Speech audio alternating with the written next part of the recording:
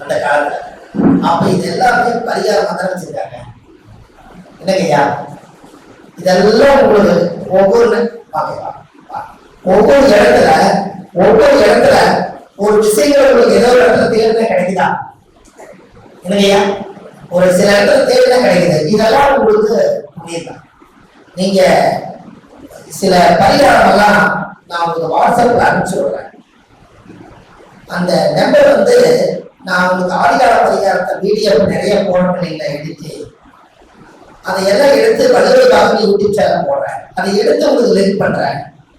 இந்த நம்பர் என்ற நம்பரை எழுதி வச்சிருக்கேன். 9655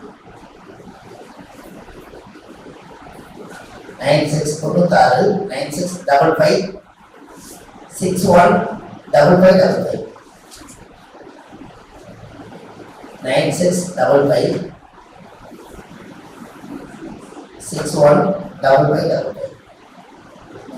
இந்த நம்பருக்கு நீங்க ஒரு தகவல் கொடுத்துருங்க.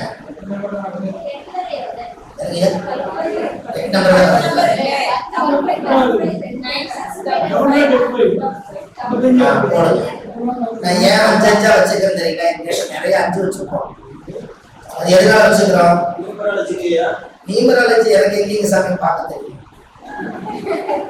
நாங்க இந்த வழிக்கு போயிட்டோம். ஏன் 5 நிறைய வச்சுக்கிறோங்க? எங்களுக்கு 6155 7155 8155 9155 எல்லாமே 10,000 20,000 50,000 வாங்கி வச்சிருக்கோம். ஏன் வாங்கி வச்சுக்க சொல்லுங்க? இந்த உலகம் எத்தனை இயக்கமா இருக்குது? அப்ப நம்ம பஞ்சபூதத்தை இயக்கிறதுக்காக இத்தனை பை வச்சிருக்கோம். கரெக்டுங்களா? அப்ப அதை கூட யோசிக்கிறதே இல்லைங்களா?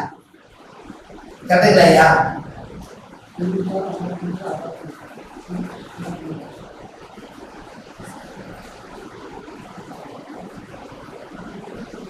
நீங்க 786 எடுத்தீங்கன்னா அது எந்த ராசியில் ஆயிடும்?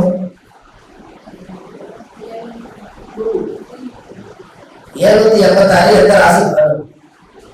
7 செவ்வாய் 8 சனி 6 சூரியன் மேச ராசியில் ஆகுதா? செவ்வாய் திசை 7 வருஷம், சனி அதுக்குள்ள உட்கார்ந்து தேசத்துல 8 சனி, சூரியன் உச்சாங்க 6 வருஷம். 786 நிக்குதா? மேசம் நடந்தே இல்லைங்களா? ஆமா, கரெக்ட் தானே? நீங்க ஒவ்வொரு விஷயங்களும் முக்கியமான விஷயமா இருந்தா இன்னைக்கு ஜிலேபி கொடுத்தாங்களா இல்லையா? அந்த காலத்துல நாங்க சின்ன வயசுல எழுதுவோம். சிவாஜின்னு எழுதுங்க, ஜிலேபின்னு எழுதுங்க, எழுதி பாருங்க. எல்லாம் ஒரே மாதிரி வருது. சிவாஜி வாயிலே ஜிலேபி எழுதுங்க. அப்படி கீழே மேல ஜிலேபி போடுங்க. ஜிலேபி போடுங்க, கீழே ஜிலேபி போடுங்க. சிவாஜி வாயிலே ஃபர்ஸ்ட் சிவாஜிக்கு அடுத்தது சிவாஜி, அதுக்கடுத்து வாயிலே ஜிலேபி.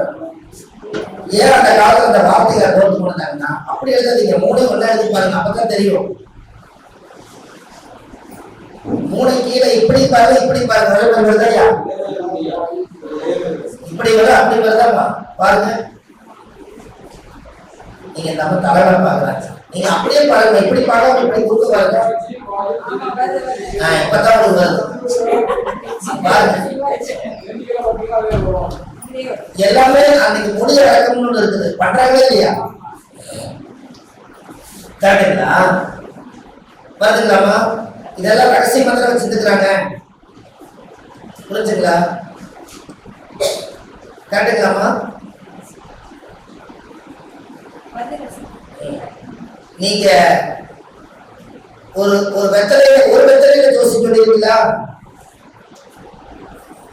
ஒரு வெத்தலை போடுங்க. உங்க பெட்டியில ஒரு வெத்தலை எப்படி போடுறீங்க? போடுங்க.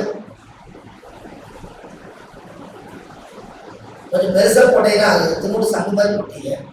கொஞ்சம் பெருசா போடுங்க. வெத்தலை சைஸே போடுங்க. வெத்தலை சைஸே போடுங்க.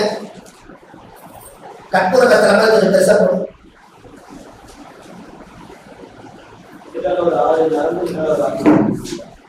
போடுங்க. இல்லம்மா இருக்கு, அது போடக்கூடாதீங்க. அம்மா போடக்கூடாதீங்க. வெறும் வெத்தலை மட்டும் வேறு இது மட்டும் போடக்கூடாதீங்க. ஒரு விஷயம் வெத்தலை போடுங்க, போடுங்க, வெறும் கோடு மட்டும் போடுங்க, அவ்வளவுதான். அப்படி சென்டர்ல ஒரு கோடு போடுங்க. அம்மா நீங்க நேரா போடுங்கம்மா, நீங்க இப்படி குறுக்க போடாதீங்க, இப்படி போடுங்க, இப்படி போடுங்க அம்மா. அப்படி போடுங்க. போட்டீங்களா? போட்டீங்களா? ஒரு வெத்தலையில எப்படி ஜோசி பார்க்கணும்னு சொல்றேன். அந்த காம்புக்கு பக்கத்துல கொஞ்சம், காம்புக்கு பக்கத்துல அந்த சைடுல இருந்து ஒரு கோடு போடுங்க. அங்க இன்னும் அங்க இல்ல, இப்படி போடுங்க. இந்த ஒரு தண்ணி இன்னும் கொஞ்சம் கீழமா, கீழே இல்ல வெத்தலைக்குள்ள போடுங்க. ஒரு கோடு போடுங்க. ஒண்ணு, ஒண்ணு அளவா போடுங்க. ஒண்ணு, அஞ்சு வரி போடுங்க. அதுல 5 வரி போடுங்க. அதே மாதிரி 2, 5 வரி போடுங்க.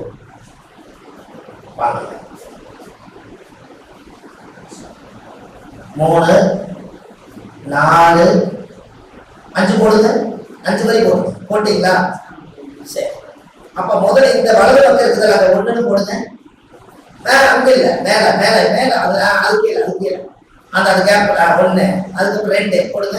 2, 3, 4, 5 கீழே, அது கீழே 6 போடுங்க. 6, அப்புறம் இந்த பக்கம் 7 போடுங்க. 7 அப்படி மேல போங்க. 8, 9, 10, 11, 12 போடுங்க. அதை காமிச்சிருங்க எப்படி போட்டுக்கிறீங்க, காமிங்க. தெரியுதுங்களா? போட்டீங்களாமா? அம்மா போட்டீங்களா?